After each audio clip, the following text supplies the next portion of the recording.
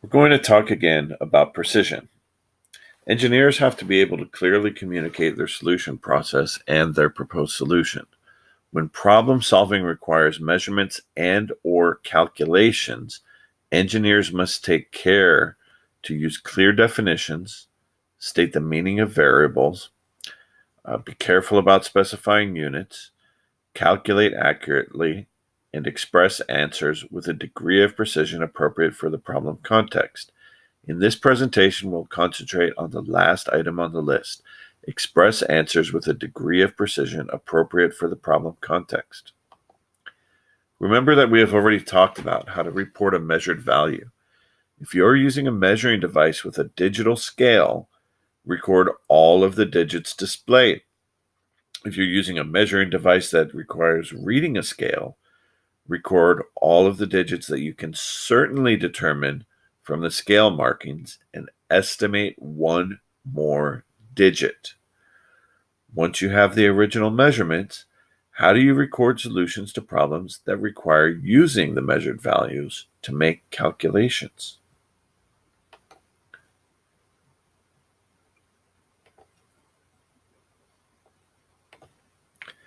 A common misunderstanding is that you should report a calculated quantity to as many digits as possible. But part of solving problems is understanding that most numeric solutions are simply approximations of the true answer.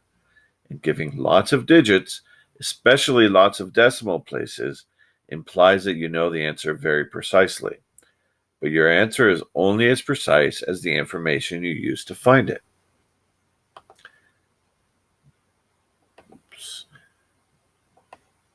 If the precision of your answer is specified, report your answer to that level of precision. If the required precision of the answer is not specified or not given, there are three things to consider when deciding the precision or number of digits to report.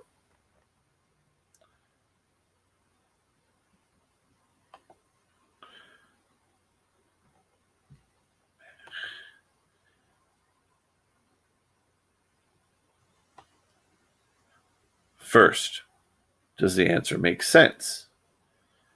Second, don't violate accepted conventions. For instance, if you are asked how much it will cost to ship a load of bricks, don't report the cost as $237.8996. Money is commonly reported in dollars and cents, not fractions of cents. Third, consider the least accurate measured value. Your estimate of the answer cannot be more precise than the least precise measured value you use to calculate the area. In some cases, the precision will be specified. Always follow this specification if it's given. In this case, the precision for the calculated value of volume is specified and should be reported to the nearest hundredth cubic inch.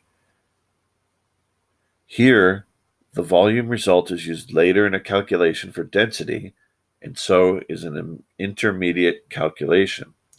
Best practice is to keep the volume result in the memory of your calculator to use in the later calculation.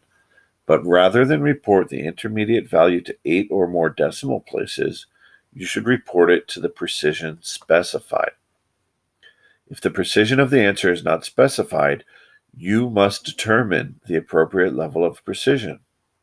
If the precision of the answer is not specified, you must choose an appropriate level of precision. First question, does the answer make sense?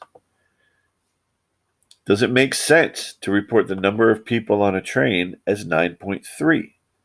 No, there probably won't be 0.3 of a person on the train. Does it make sense to say that you will buy 4.4 gallons of paint if you're buying gallon paint cans? No, you'll have to buy 5 gallons.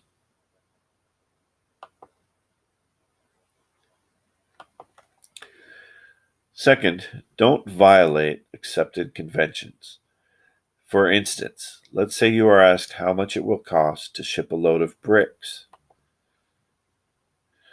You use your calculator to make the calculation, and the result reads 237.8996.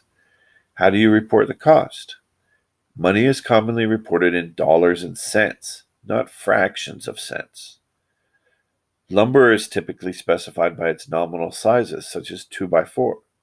So if you determine based on a calculation for minimum cross-sectional area that you need a beam that's 3.4 inches by 5.2 inches, you should report the size as 4 by 6 using the accepted convention.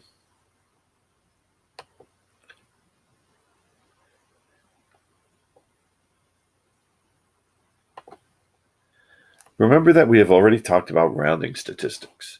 To review, the general rule is to keep all numbers in memory until the final statistic is reported. For both the mean and the standard deviation, the accepted convention is to report the statistic to one more decimal place than the original data.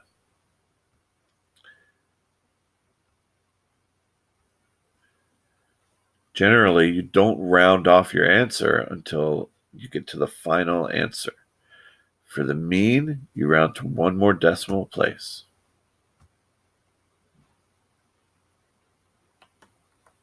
A third consideration when deciding how precisely to report a calculated answer, if the precision is not specified, is to consider the least accurate measured value that you used in your calculation. Your estimate of the answer cannot be more precise than the least precise measured value that you used to calculate the answer. Does it make sense to report the area of a circle to the nearest square micrometer if the radius is measured to the nearest centimeter? No. You can't possibly know the area to the nearest square micrometer if the radius is only measured to the nearest centimeter. So an appropriate area would be 30 square centimeters, one digit in the measured value and one significant digit in the answer, and would be a good estimate of the true area. However, in most circumstances, it would be acceptable to report this value as 28 square centimeters. But using any more digits would imply that you know the radius of the circle to a much higher level of precision than you really do.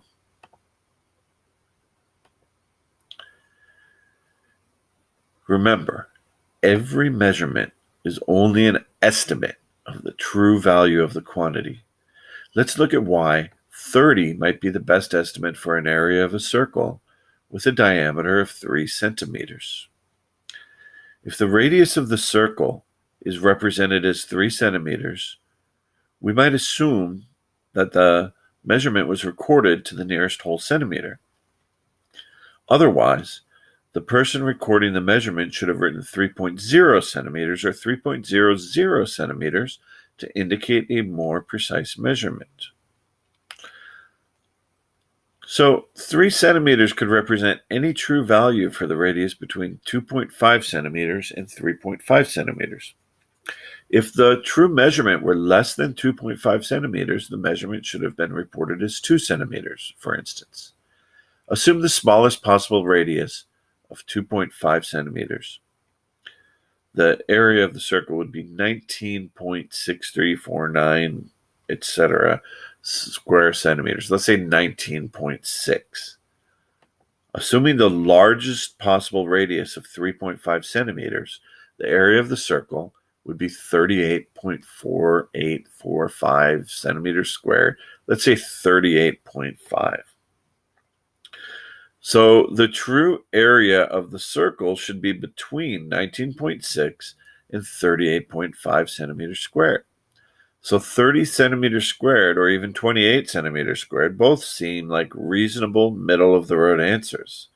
But 28.274333388 centimeters squared would imply that you're pretty sure that the area is just over 28 centimeters squared. In reality, you can never be sure of the true area, and your answer should reflect that uncertainty based on the precision of the measurements you use to calculate the answer.